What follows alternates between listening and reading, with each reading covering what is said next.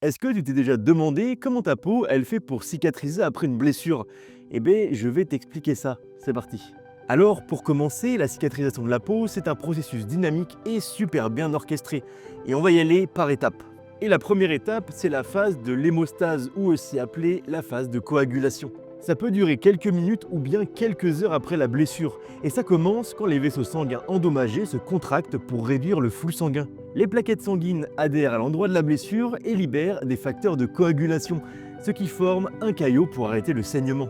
Ce caillot sert de matrice provisoire pour les cellules impliquées dans la réparation. La deuxième étape est la phase inflammatoire qui peut durer quelques heures ou encore quelques jours.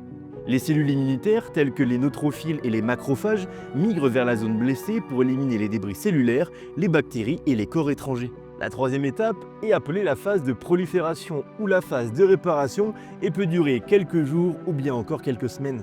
Les fibroblastes, ou cellules de soutien, migrent dans la plaie et commencent à produire du collagène et d'autres composants de la matrice extracellulaire, formant un nouveau tissu appelé le tissu de granulation.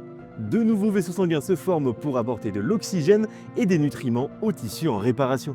Les cellules de l'épiderme se multiplient et migrent vers la plaie pour reformer la barrière cutanée.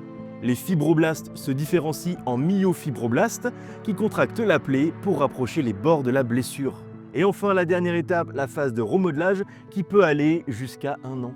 Le collagène est remodelé et réorganisé pour augmenter la résistance de la peau cicatricielle.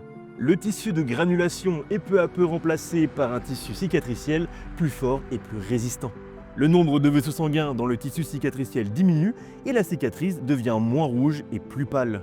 La cicatrice finit par s'aplatir et s'affiner, mais elle ne retrouve pas la force de la peau intacte.